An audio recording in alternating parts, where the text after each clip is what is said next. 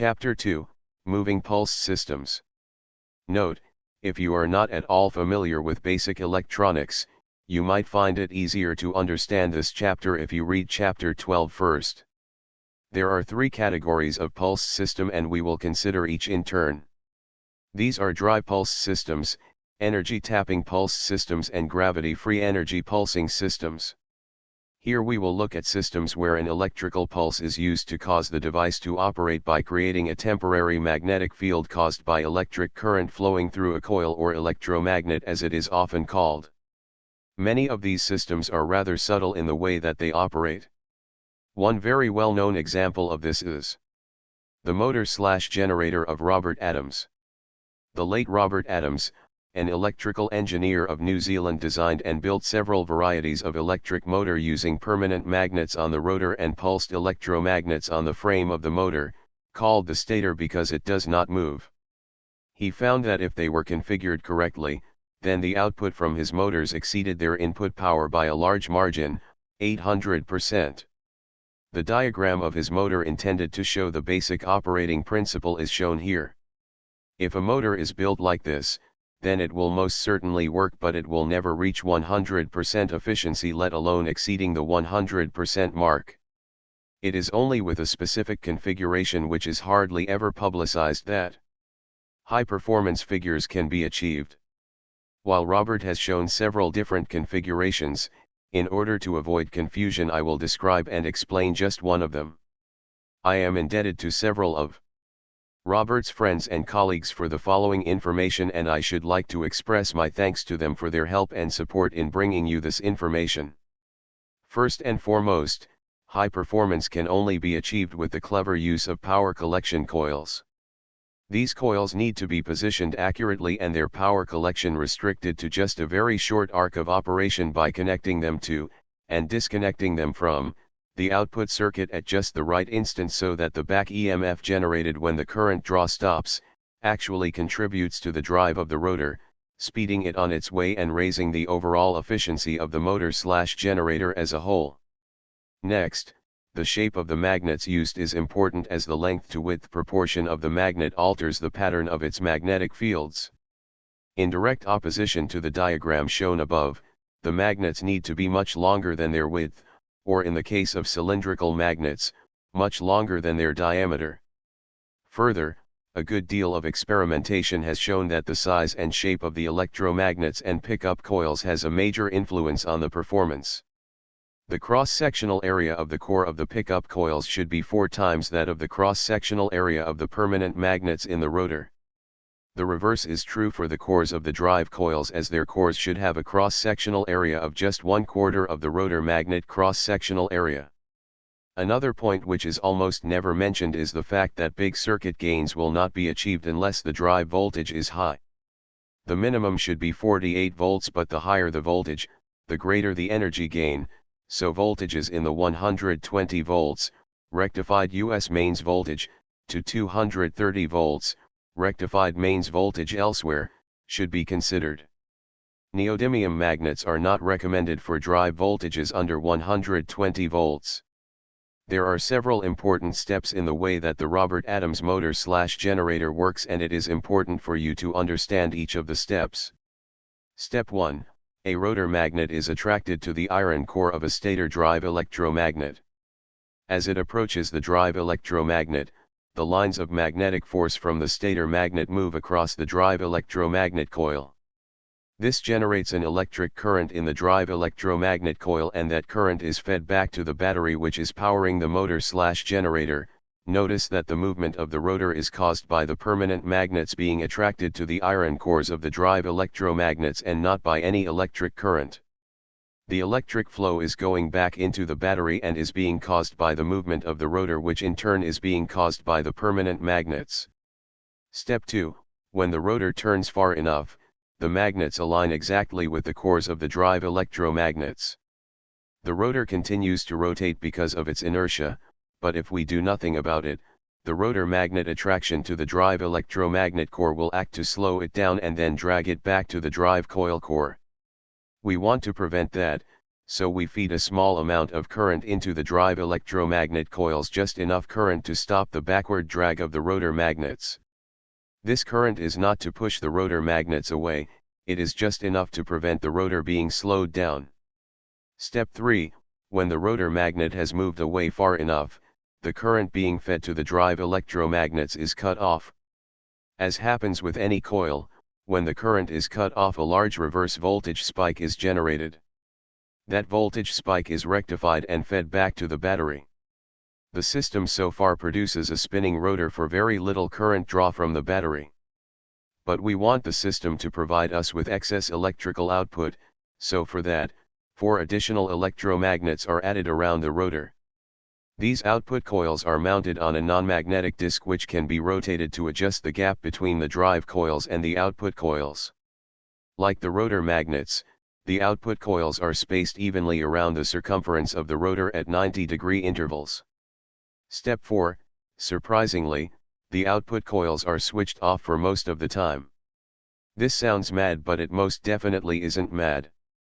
With the output coils disconnected, the approaching rotor magnets generate a voltage in the output coil windings, but no current can flow.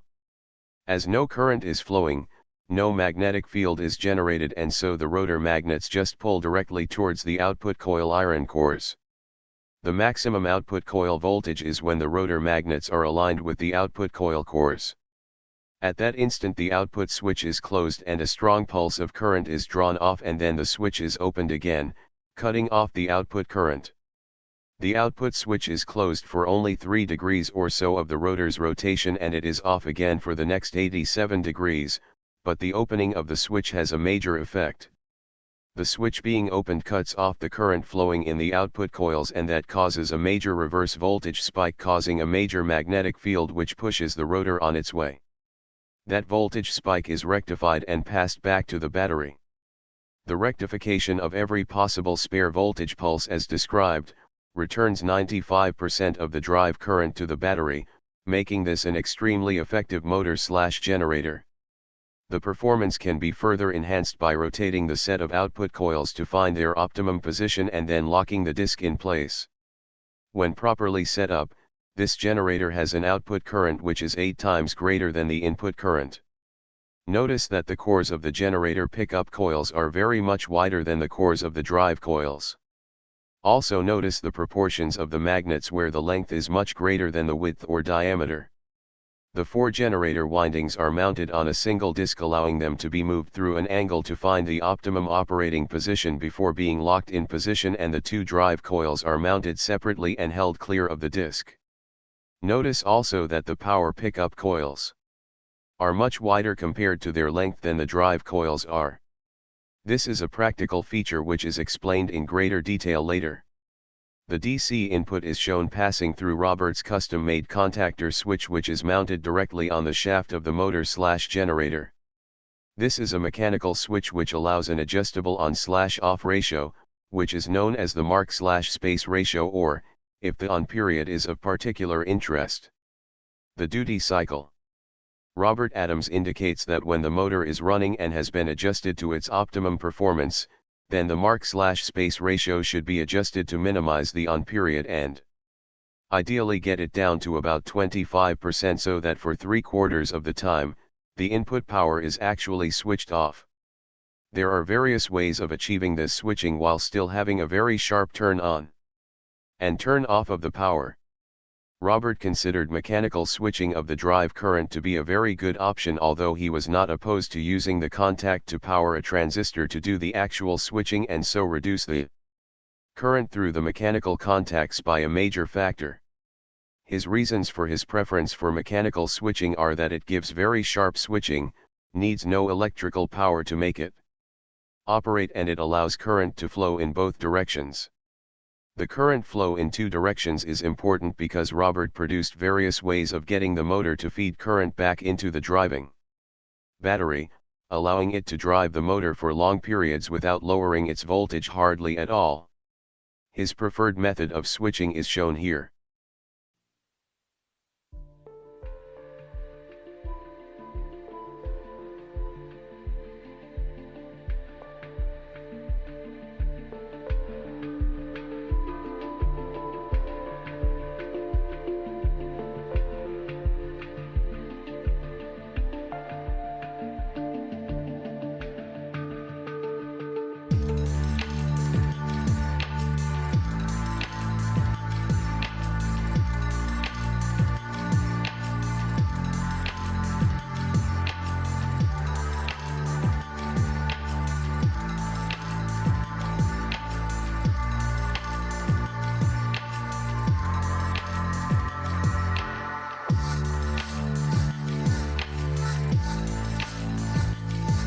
This switching gear operates as follows: the timing disc is bolted securely to the drive shaft of the motor and its position is set so that the electrical switch on occurs when the rotor magnet is exactly aligned with the drive coil core. Adjustment of that timing is done by loosening the locking nut, rotating the disc very slightly and clamping the disc in position again. A spring washer is used to keep the assembly tight when the device is running. The disc has a star-shaped piece of copper sheet set into its surface and two silver-tipped, copper arm brushes slide across the surface of the copper star. One of these two brushes is fixed in position and slides across the copper star near the drive shaft, making a permanent electrical connection to it. The second brush slides alternatively on the non-conducting surface of the disc and then over the conducting arm of the copper. The second brush is mounted so that its position can be adjusted and, because the copper arms taper, that alters the ratio of the on time to the off time. The actual switching is achieved by current flowing through the first brush, through the copper arm and then through the second brush. The brush arms shown in the diagram above rely on the springiness of the copper arm to make a good brush-to-copper electrical connection. It might be preferred to use a rigid brush arm, pivot it and use a spring to ensure a very good contact between the brush and the copper star at all times. The adjustment of the on-to-off time, or mark/space ratio or duty cycle as the technical people describe it, could perhaps do with some description. If the movable brush is positioned near the center of the disc, then, because of the tapering of the copper arms, the part of the non-conducting disc that it slides over is shorter and the part of the conducting copper arm with which it connects is longer. As the two sliding paths are about the same length, the current is on for about the same length as it is off, giving a mark/space ratio of about 50% as shown here. If, instead, the movable brush is positioned near the outside edge of the disc, then because of the tapering of the copper arm, the on path is shorter and the non-conducting off path is very much longer, being about 3 times as long as the on path, giving a mark/space ratio of about 25%.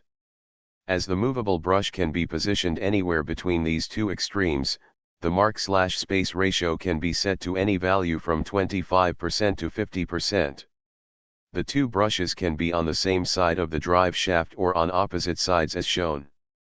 One important feature is that the brushes touch in a position where the disc surface is always moving directly away from the brush mounting, causing any drag to be directly along the arm and giving no sideways loading on the brush. The diameter of the device is usually 1 inch, 25 mm, or less. You will also notice that the output is switched, although the diagram does not give any indication of how or when that switching takes place. You will notice that the diagram has angles marked on it for the optimum positioning of the pickup coils. Well, an Adams motor builder with a forum ID of May Mariatti, who achieved a coefficient of performance of 1223, found that the optimum switching for his motor is on at 42 degrees and off at 44.7 degrees. That tiny 2.7 degree part of the rotor turn gives a substantial power output, and cutting the output current off at that point causes the back EMF of the coils to give the rotor a substantial additional boost on its way. His input power is 27.6 watts and the output power is 33.78 kilowatts. Now for some practical details.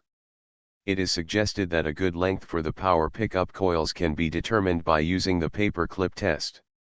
This is done by taking one of the permanent magnets used in the rotor, and measuring the distance at which that magnet just begins to lift one end of a 32 mm, 1.25 inch, paper clip off the table. The optimum length of each coil from end to end is exactly the same as the distance at which the paper clip starts to lift. The core material used in the electromagnets can be of various different types, including advanced materials and alloys such as Samalloy or Medglass. The power pickup coil proportions are important, as an electromagnet becomes less and less effective as its length increases, and eventually, the part furthest from the active end can actually be a hindrance to the effective operation. A good coil shape is one which you would not expect, with the coil width being, perhaps 50% greater than the coil length. Contrary to what you would expect, the device draws in energy from the local environment better if the end of the pickup coil farthest from the rotor is left unaffected by any other part of the device, and the same applies to the magnet facing it. That is, the coil should have the rotor at one end and nothing at the other end, that is, no second rotor behind the coil. The speed at which the voltage is applied to, and removed from, the coils is very important. With very sharp voltage rises and falls, additional energy is drawn from the surrounding environmental energy field. If using transistor switching, then the IRF3205 FET has been found to be very good, and a suitable driver for the FET is the MC34151. If using a Hall effect semiconductor to synchronize the timing, say the UGN3503U, which is very reliable, then the life of the Hall effect device is much improved if it is provided with a 470 ohm resistor between it and the positive supply line, and a similar 470 ohm resistor between it and the negative line. These resistors in series with the Hall effect device effectively float it and protect it from supply line spikes. Here, two electromagnets are driven by the battery via Robert's 4-arm commutator, which is mounted on the rotor shaft. Some of the recommendations given by Robert are the opposite of what you would expect. For example, he says that a single rotor construction tends to be more electrically efficient than one where several rotors are mounted on a single shaft. Robert is against the use of reed switches, and he recommends making one of his commutators. At one stage, Robert recommended the use of standard transformer shims for constructing the cores of the electromagnets. This has the advantage that matching bobbins for holding the coil windings are readily available and can still be used for pickup coils.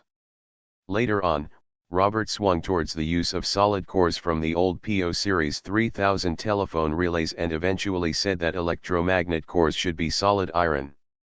The diagrams presented by Robert show the magnets located on the rim of the rotor and pointing outwards. If this is done, then it is essential that the magnets in the rotor are firmly attached on at least 5 of their 6 faces, and the possibility of using a ring of non-magnetic material such as duct tape around the outside should be considered. That style of construction also lends itself to streamlining the rotor by having a completely solid construction, although it might be remarked that the motor would run better and more quietly if it were enclosed in a box which had the air pumped out of it. If that is done, then there will be no air resistance, and because sound can't pass through a vacuum, quieter operation is bound to result. While this may sound a bit complicated, there is no reason why it should be. All that is needed is 2 discs and 1 central disc, which is the thickness of the magnets, with slots cut in it, the exact size of the magnets. The assembly starts with the lower disc, magnets and central disc. These are glued together, probably with epoxy resin, and that holds the magnets securely on 4 faces as shown here. Here, the magnets are attached on the lower face, the right and left faces, and the unused pole face, and when the upper disc is attached, the upper faces are also secured, and there is the minimum of air turbulence when the rotor spins. There is a sweet spot for the positioning of the power pickup coils, and it will usually be found that this is 2 or 3 mm away from the rotor. If that is the case, then there will be room for an outer band of duct tape on the rim of the rotor to provide additional protection against the failure of the magnet attachment method. High-power versions of the motor/generator need to be enclosed in a metal box which is earthed, as they are quite capable of generating a substantial amount of high-frequency waves which can damage equipment such as oscilloscopes and create TV reception interference. There would probably be an improvement in performance as well as a reduction in sound if the box was airtight and had the air pumped out of it. If that is done, then there will be no air resistance as the rotor spins, and since sound does not pass through a vacuum, quieter operation is possible. Experienced rotor builders do not like the radial magnet style of construction because of the stresses on the magnet attachments if high rotational speeds are reached. It should not need to be said, but it is obviously a major requirement to keep your hands well away from the rotor when the motor is running, as it is perfectly possible to be injured by the high-speed movement if you are careless. Please remember that this presentation must not be considered to be a recommendation that you build or use any device of this nature, and it must be stressed that this text, in common with the entire contents of this ebook, is intended to be for information purposes only, and no representations or warranties are implied by this presentation. Should you decide to construct, test or use any device, then you do so entirely at your own risk and no liability attaches to anybody else if you sustain any kind of injury or property damage as a result of your own actions.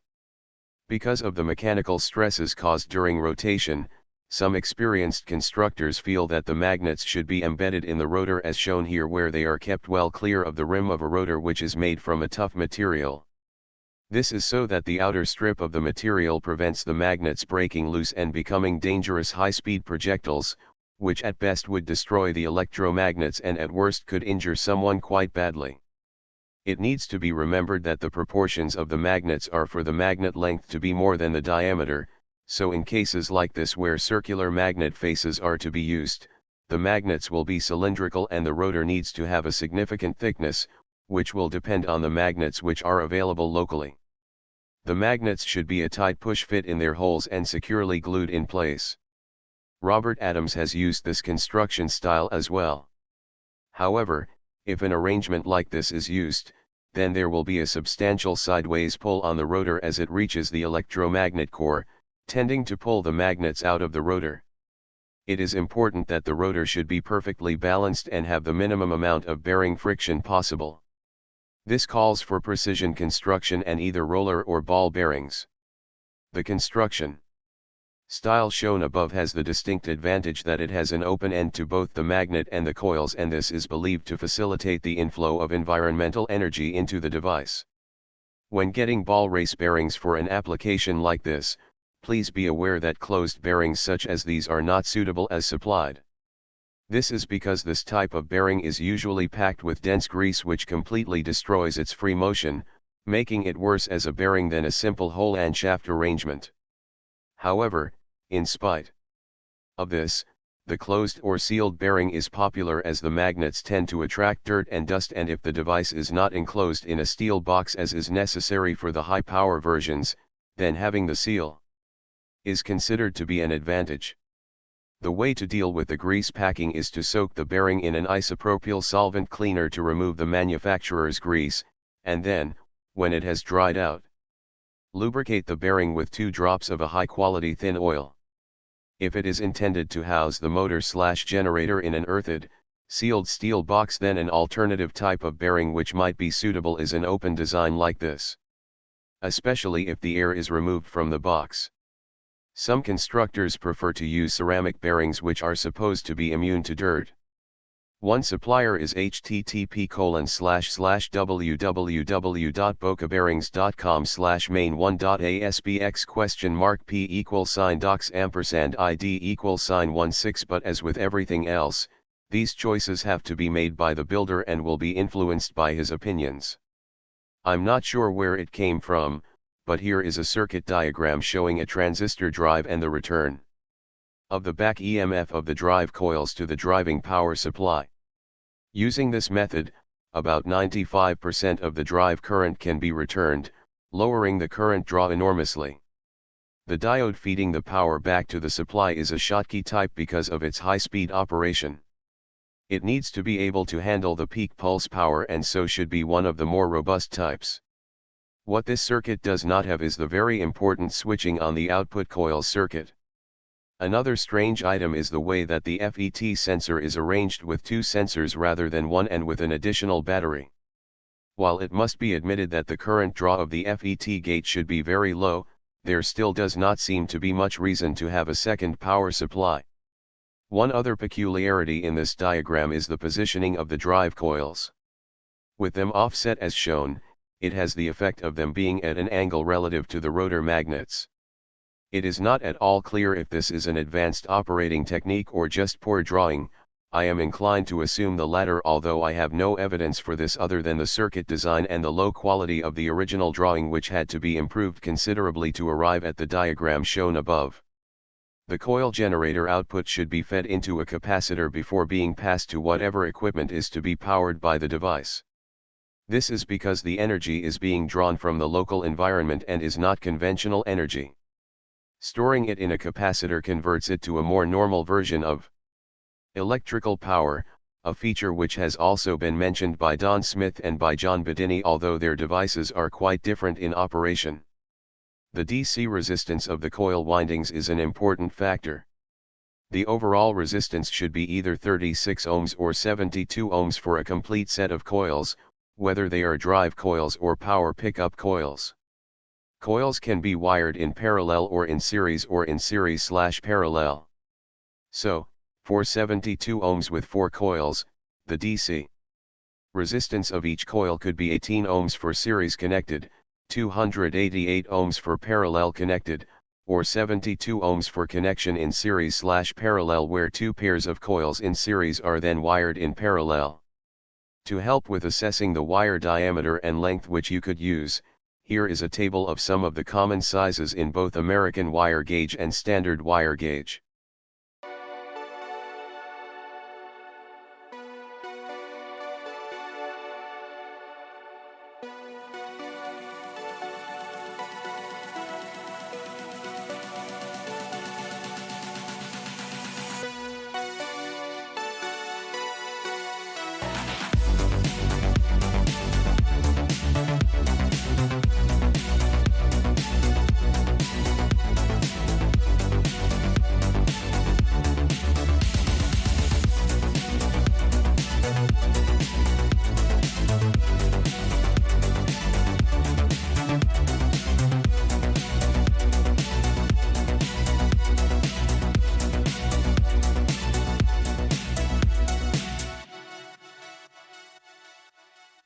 So far, we have not discussed the generation of the timing pulses. A popular choice for a timing system is to use a slotted disc mounted on the rotor axle and sensing the slots with an optical switch. The optical part of the switch is usually performed by UV transmission and reception, and as ultraviolet is not visible to the human eye, describing the switching mechanism as optical is not really correct. The actual sensing mechanism is very simple, as commercial devices are readily available for performing the task. The sensor housing contains both a UV LED to create the transmission beam, and a UV-dependent resistor to detect that transmitted beam. Here is an example of a neatly constructed timing mechanism made by Ron Pugh for his 6-magnet rotor assembly. And the switch/sensor. This device happens to be one which is supplied by www.buhuriaamusements.com under their product code number, OP, 5490, 1432700. As the slotted disc rotates, one of the slots comes opposite the sensor and allows the UV beam to pass through to the sensor. That lowers the resistance of the sensor device, and that change is then used to trigger the drive pulse for whatever length of time the slot leaves the sensor clear. You will notice the balanced attachment method used by Ron to avoid having an unbalanced rotor assembly. There can be two timing discs, one for the drive pulses and one for switching the power pickup coils in and out of the circuit. The slots in the power pickup timing disc will be very narrow, as the switch on period is only about 2.7 degrees.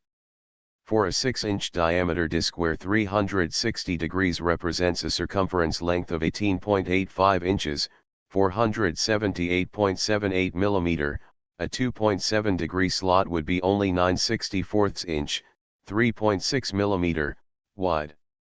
The arrangement for an axial magnet rotor setup could be like this. So to recap, the things which are necessary for getting an Adams motor output into the Sirius bracket are: 1. A performance of COP1 can only be achieved if there are power pickup coils. 2. The rotor magnets need to be longer than they are wide in order to ensure the correct magnetic field shape, and the rotor must be perfectly balanced and have bearings as low friction as possible. 3. The face area of the rotor magnets needs to be 4 times that of the drive coil cores and 1/4 the area of the core of the power pickup coils. This means that if they are circular, then the drive coil core diameter needs to be half the diameter of the magnet, and the magnet diameter needs to be half the diameter of the power pickup core. For example, if a circular rotor magnet is 10 mm across, then the drive core should be 5 mm across and the pickup core 20 mm across. 4. The drive voltage needs to be a minimum of 48 volts and preferably, a good deal higher than that. 5. Do not use neodymium magnets if the drive voltage is less than 120 volts. 6. The drive coils should not be pulsed until they are exactly aligned with the rotor magnets, even though this does not give the fastest rotor speed. 7. Each complete set of coils should have a DC resistance of either 36 ohms or 72 ohms, and definitely 72 ohms if the drive voltage is 120 volts or higher. 8. Collect the output power in large capacitors before using it to power equipment. It may also be possible to boost the output power further, by using the coil shorting technique shown in the section of this chapter on the rotoverter. If you want the original drawings and some explanation on the operation of the motor, then 2 publications from the late Robert Adams can be bought from www.nexusmagazine.com, where the prices are quoted in Australian dollars, making the books look much more expensive than they actually are. http://www.totallyamp.net/atom/index.html is a really impressive collection of well-informed practical material on building and using an Adams motor, with details of sensors and how they work, core materials and their performances, and how to locate the sweet spot. Very highly recommended website. Teruo Kawai's COP=318 magnetic motor. In July 1995, a patent was granted to Teruo Kawai of Japan, for an electric motor. In the patent, Teruo states that a measured electrical input of 19.55 watts produced an output of 62.16 watts, and that is a COP of 3.18. The main sections of that patent are included in the appendix. This is an interesting design which has 12 stator electromagnets surrounding a rotor which has 3 magnetic poles. The left-hand diagram shows the front face of the motor with its 12 red electromagnets surrounding an unusually shaped steel rotor, colored yellow. The right-hand diagram shows a cross-section through the motor. The blue rectangles are permanent magnets, which Teruo describes as being a ring of permanent magnets, although it is not immediately obvious why a ring magnet should not be used. Perhaps none with the necessary diameters were available. He also says that the magnets are bolted to the rotors. The frame material supporting the ball bearings and electromagnets is any suitable non-magnetic material, and while aluminium is mentioned, I would strongly recommend that neither aluminium nor copper is used, especially since plastic chopping board material is very cheap and highly robust. The rotor and stator are somewhat unusual. Because of the inner magnets, each of the steel rotors have 3 poles, each 3 north poles at one end and 3 south poles at the other end. The axle of the motor is made of good quality stainless steel, as that is both robust and non-magnetic. The switching of the supply current is similar to that of the Charles Flynn magnet motor, and Teruo's motor has been measured with COP3, which means that the output power is more than 3 times greater than the input power. The input power switching occurs 4 times per revolution, and it occurs just as the leading edge of a rotor arm approaches an electromagnet. The electromagnets shown in blue are powered up. Here, the electromagnets shown in blue have just been powered up, and this draws the yellow rotor arms in a clockwise direction towards those powered up electromagnets. The magnetic force is in attraction mode, and while this is slightly less powerful than repulsion mode, it does not have an adverse effect on the magnets, which should remain in top condition for many years. The switching suggested is the same as for the Charles Flynn motor, and that is an optical timing disc mounted on the axle shaft. While Teruo shows various alternative versions of the motor, he states the result of a test run on the motor: pure steel was used as a magnetic material. It was 30 mm thick with teeth of 218 mm diameter and notches of 158 mm diameter.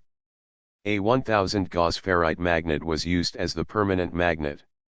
Electric power of 19.55 watts was applied to the electromagnets, 17 volts at 1.15 amps. This produced 100 rpm with a torque of 60.52 kg/cm and an output of 62.16 watts. While an optical switching disc certainly works well, it will produce a rotational speed which is determined by the power supply and the load. I suggest that a simple divide by 4 power supply would give speed control. The Buey-Morin power system. Thomas Buey of America and Gerard Morin of Canada both worked on developing a self-powered system which provides kilowatts of excess power to power other equipment.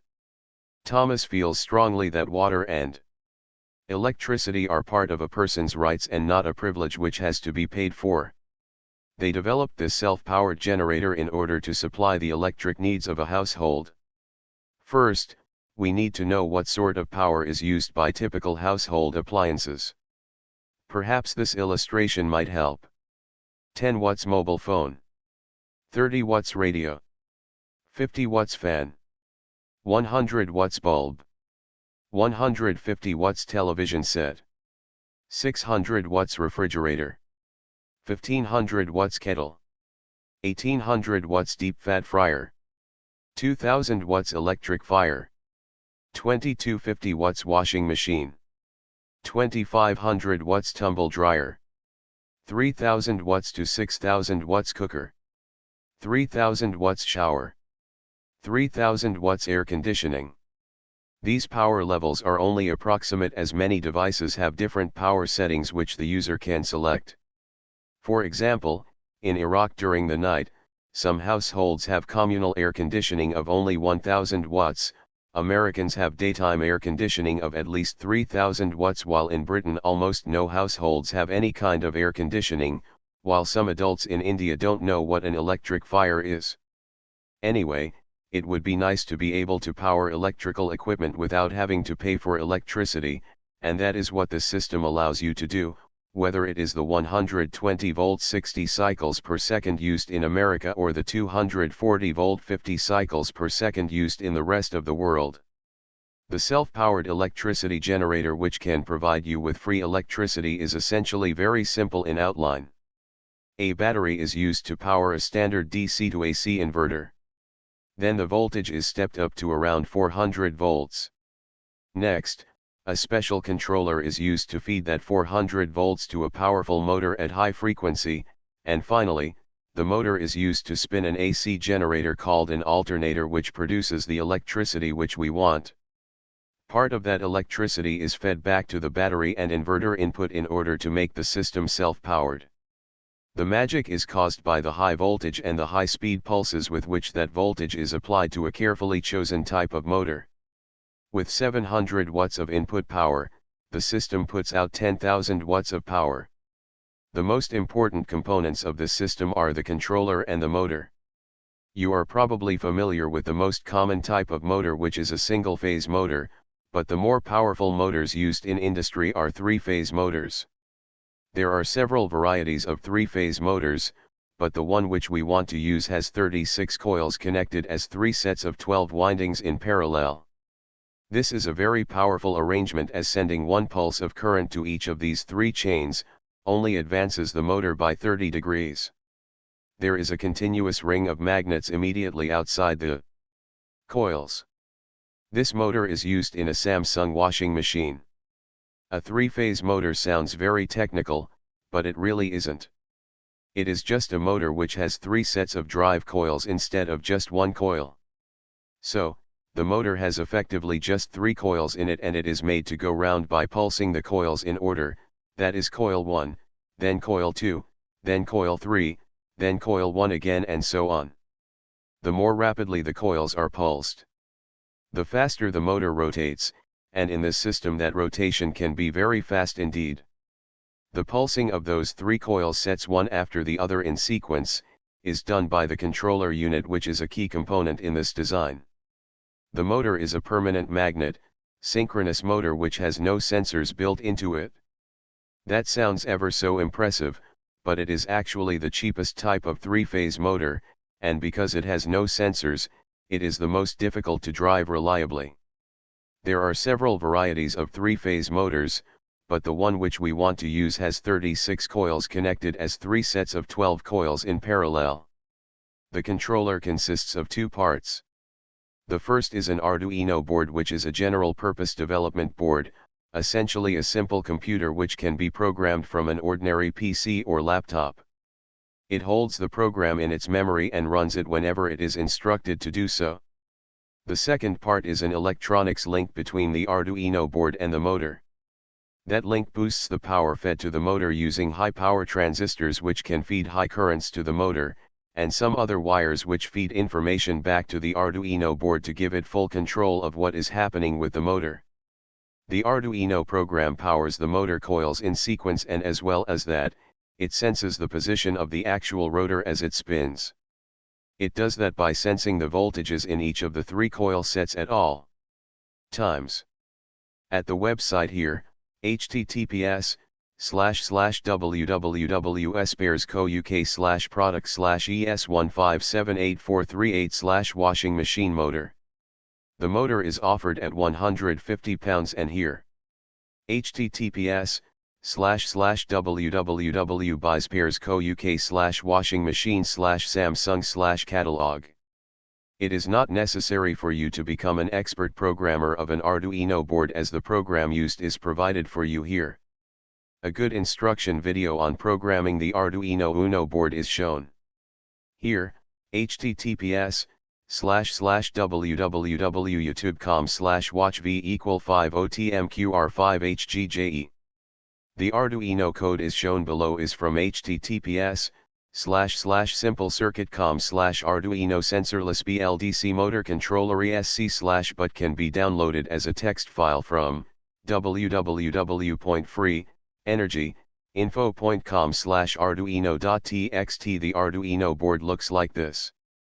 The interface between the Arduino Uno board and the motor needs the following components: 6xIRF840 FET transistors, 3xIR2104 dip gate driver IC, 3x13 ohm 0.5 watt resistors, 3x10k ohm 0.5 watt resistors, 3x33k ohm resistors, 6x100 ohm quarter watt resistors, 3xIN5408 or UF5408 diodes, 3x10 UF25 volt capacitors, 3x22 UF25 volt capacitors, 2x push buttons, 1 2V source, construction board and connecting wires.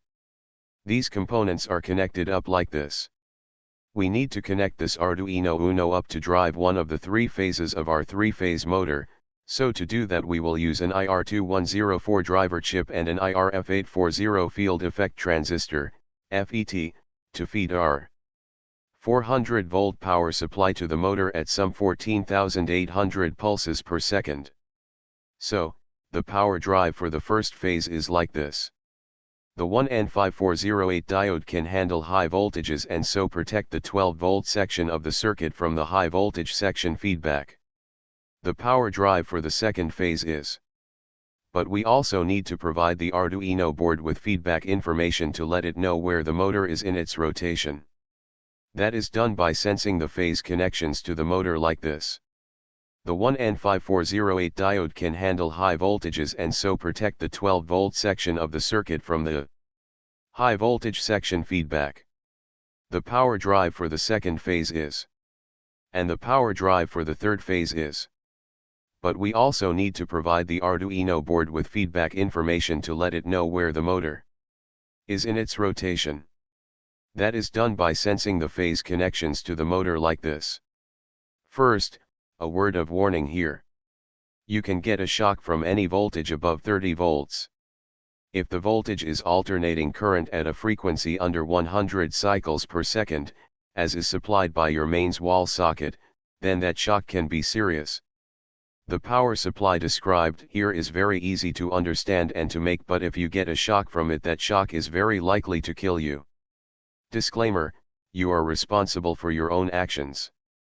This document is for information purposes only, and if you decide to make or experiment with voltages higher than 12 volts, then you and you alone are responsible for your actions, and neither the author, the web hosting service, nor anyone else is responsible for what you do or for any damage or injury caused by your own actions. Having said that, please understand that if you are careful and sensible, there is no danger in constructing this power generator in spite of the very high 400 volt input to this power driver circuit. To stay safe, you make all the necessary connections and insulate them before you apply power. So, we need to construct an electronics component board to connect the Arduino to the phases of the motor. Please remember that this board will be carrying 400 volts, and so you need to enclose the board in a plastic box before powering it up. The suggestion for a physical layout for the components is based on using strip board like this. These boards come in many sizes and are very versatile. However, because the pin spacing of integrated circuit is just 0.1 inches, the solder joints can be very close together, and that does not suit a beginner to soldering, so ask a friend for help in soldering unless you are already expert. We want to place these components on the board, so perhaps a layout like this might be suitable. The red circles show where the copper strip on the underside of the board is to be broken. You can make 3 separate board, one for each phase, or you can place all 3 circuits on a single board.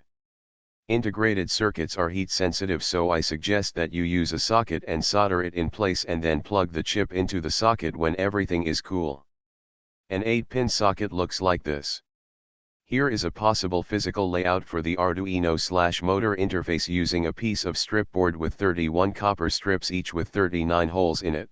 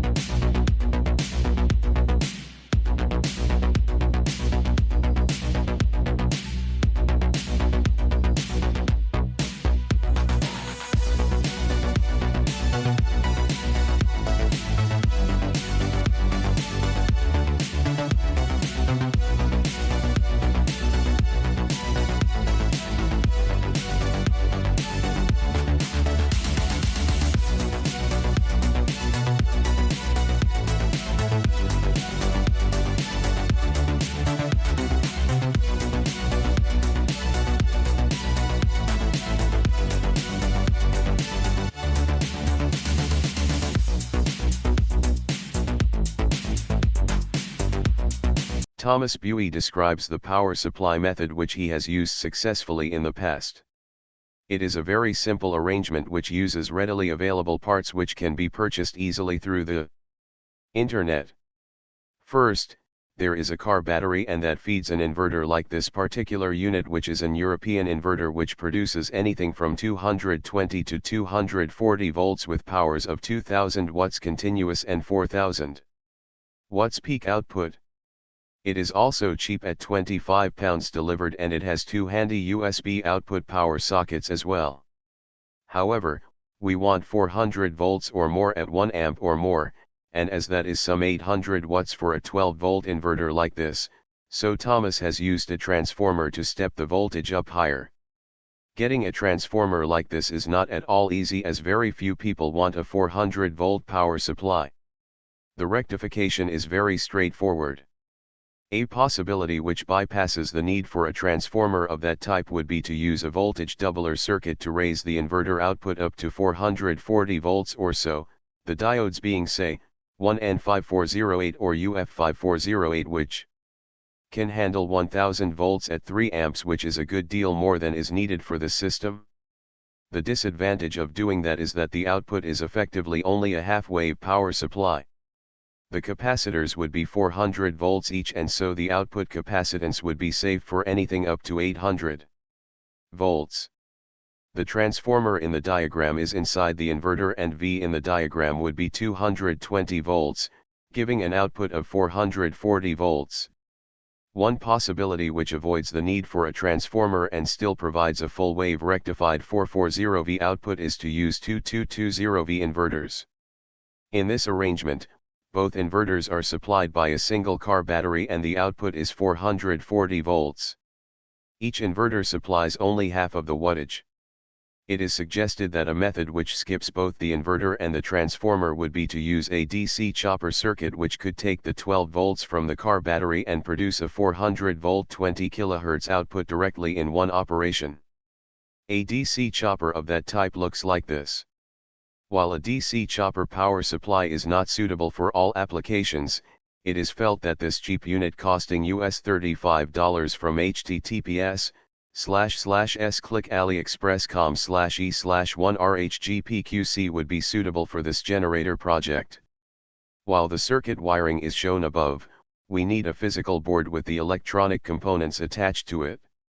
The wiring connections are normally solder joints, but making those joints can be quite difficult as some of them are very close together. If you are experienced at soldering, then there should be no problem, but if you have not soldered before, then you should get an experienced friend to do the soldering for you. Here is a suggested board layout using strip board, often called Vero board. No matter how the 400 volts is generated, it is necessary to feed some 70 amps back to the battery output and inverter input to sustain the motor indefinitely. While the diagram above just shows a battery charger, the level of feedback is much higher than any ordinary battery charger can supply. So, we are talking about a professional level charger able to deliver some 700 watts of power continuously. This generator system has a coefficient of performance greater than 14, but even with that high performance it needs an input of about 700 watts for an output of 10,000 watts. Consequently, this battery charger link is very important, and commercial units which can do the job cost something like £150. We come now to the alternator, which produces the electrical output, which is the whole point of the system. All of the components and methods described so far have the objective of spinning the alternator indefinitely in order to provide electrical power for a household. However, please understand clearly that your local power company is most unlikely to allow you to connect your generator up to their wiring, which goes to your fuse box. Consequently, it is better if you use your new supply of electrical power as if it were an emergency backup generator. That is, you connect it up to your appliances, without connecting it to any external power supply or wall socket. The system described so far is perfectly capable of driving an alternator of any power level up to 10 kilowatts without altering any of the components. So, the size of the alternator which you buy is up to you. Personally, I would consider an output of 5 kilowatts as being adequate to excessive, but then my electrical needs are probably far lower than yours might be. Anyway, in the UK one supplier is Machine Mart, and they offer 3 different alternators. They look like this, and each needs to be driven at 3000 RPM. Looking at the small price difference between the alternators, there seems to be very little reason not to pick the 6.5 kVA unit, even if your expected current is likely to be well below that rating. The kVA rating is the same as kilowatts if the power factor of the load is 1, that is just light bulbs. Generally speaking, a 6.5 kVA alternator is considered to be a 5 kilowatt unit for driving washing machines, vacuum cleaners, or equipment like that. The final step is to mount the motor unit and alternator unit together so that the motor can drive the alternator to provide the required electrical output. Thanks is due to Thomas Buey for sharing his design freely. Thomas has joined with the Free Energy Special Interest Group, FESIG, and they are preparing a series of instruction videos and actual physical construction of a generator via the website http://www.truevisionofpeace.com/fesig.html, and you can ask questions during the live sessions. Thomas's own website is https://www.youtube.com/channel/ukdioslohkifs2qpwg. The Arduino code file www.freenergyinfo.com/arduino.txt is a free download. There is one issue which needs to be dealt with, and that is the plastic construction of parts of the motor. The motor was intended to power a washing machine, and because that operation is slow and the mechanical stresses involved are fairly low, plastic was used. In this application the stresses are much higher and the usage is all day every day as opposed to the occasional use of a washing machine. My apologies to mothers with children, it would be necessary to replace the plastic parts with mild steel, both for the hub of the rotor and the casing of the stator, in order to drive the larger sizes of alternator. Machining by a local steel fabrication shop may be necessary unless you already own a lathe or have access to one. Alternatively, Gerard Morin offers those components, although at what looks to me like rather large prices, at https //www.hyperdrive-hv.com/ the idea being that the existing plastic rotor boss is replaced with a metal unit, and the motor effectively rebuilt until only the original coils and magnets remain. While doing that adds considerable extra cost and effort, it does result in a very robust and powerful motor which is ready to drive a large alternator. Let me stress that if you were to construct a generator system like this, you do not connect it to the wiring of the local electricity power supply company. For example, the electrical mains supply wiring will come into your household fuse box or contact breaker box. Do not connect your generator wiring to that same box, but instead treat your generator in the same way as an emergency generator, feeding the generator output directly to your washing machine, electric heater, vacuum cleaner or whatever, through an extension cable and not through a wall socket. If you are very keen to have your new generator connected to your fuse box, then be sure to install a break before make heavy-duty switch to disconnect the outside power supply cable before your generator output is connected to the fuse box. This is important because if a fault occurs in the mains wiring and they turn off the mains power while they fix it, the workman might get a fatal shock from your generator even though their wiring is supposed to be switched off. Update on March 17, 2019.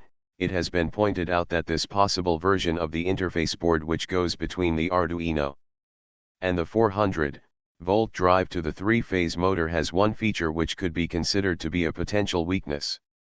The three red arrows show a copper strip which passes from the 12-volt Arduino area into the 400-volt motor area, and it is felt that there is the potential for a back EMF voltage spike to be fed back along that copper track and damage the IR2104 chip or even the Arduino board itself. It is suggested that the introduction of a fast Schottky diode in those links would block that possibility.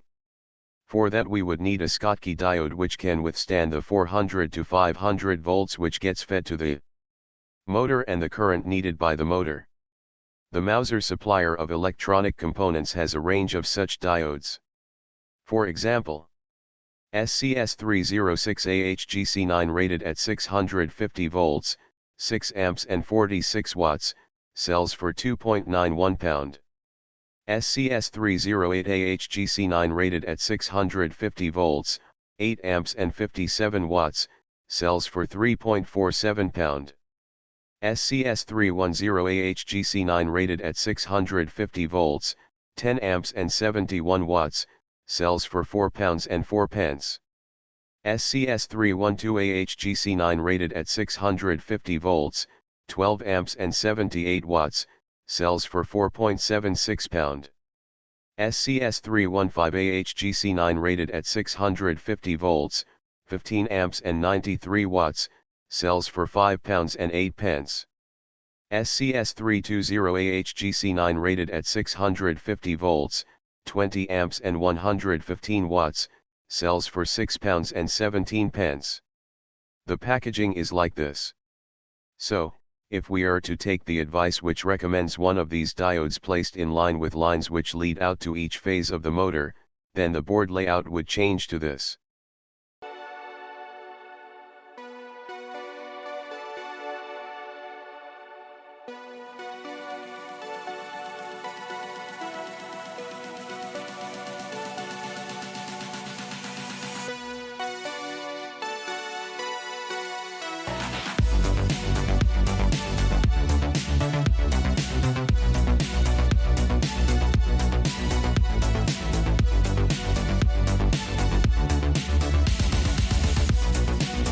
However, please understand that the FESIG presentation deals with the construction of a multi-kilowatt generator in far greater detail than this, and that includes the construction of a much more robust interface between the Arduino and the three-phase motor.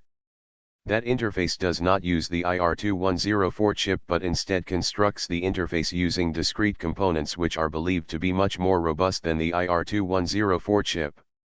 The FESIG presentation is to cover the operation and other relevant details of each component used in the construction, and so the people being trained should understand clearly how every part of the generator works and so be able to perform maintenance if that should ever prove to be necessary.